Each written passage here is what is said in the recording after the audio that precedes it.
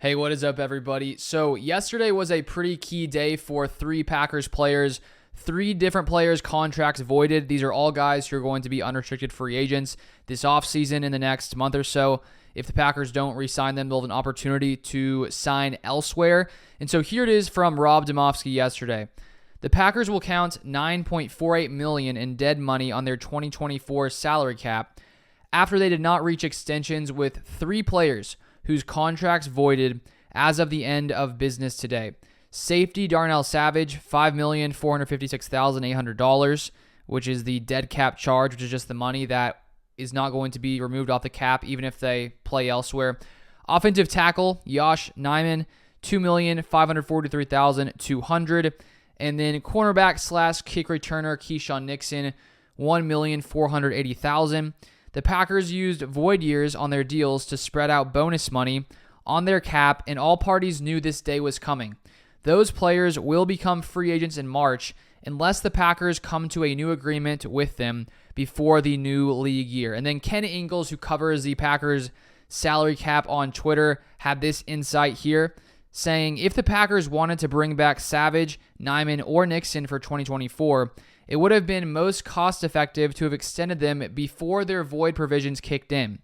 Extending would have saved on Savage $4.1 million, sizable amount, Nijman $1.9 million, and then Nixon $1.1 million. He says they didn't. They are likely gone. So Ken Engles is saying that they're likely gone because if the Packers would have extended them before these contracts voided, they could have saved those cap charges by somehow, with the numbers, not allowing it to count as a dead cap hit. So let's say the Packers wanted to keep Savage in 2024. They could have extended him and not have had to have the $4.1 million dead cap hit on the cap. Same with the other two. And so that could mean that the Packers aren't going to be keeping any of those guys. But here's important to note as well from Ken Engles, who said this: there is a chance these guys could be back, but history tells us more likely than not, when their veteran contracts have voided, they don't bring them back. Devondre Campbell, and Robert Tonyan were two exceptions. Campbell was negligible, dead cap. Tonyan was around $1 million potential savings. And so it seems to me that if Savage got a dead cap hit at $4.1 million, Nijman $1.9, Nixon sort of on the edge there. Maybe they can still bring him back. It's not really that big of a dead cap hit. But right now, the signs are pointing to them not returning, but we'll still have to wait and see what happens before free agency starts and see if these guys come back. My prediction was the Packers would keep both Keyshawn Nixon and Darnell Savage.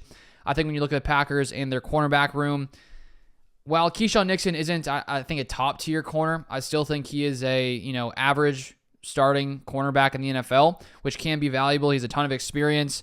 He can blitz nicely from the slot, which is something that Hafley seems to have had a tendency to do in his time with Boston College, over there being the head coach. And then with Savage, the Packers have a lot of uncertainty at safety with barely any guys under contract. Darnell Savage, Rudy Ford, Jonathan Owens, all unrestricted free agents. I assume they'd bring back maybe one of those guys because are you really going to rely on, young safeties, rookie safeties, guys who don't have a ton of experience back there?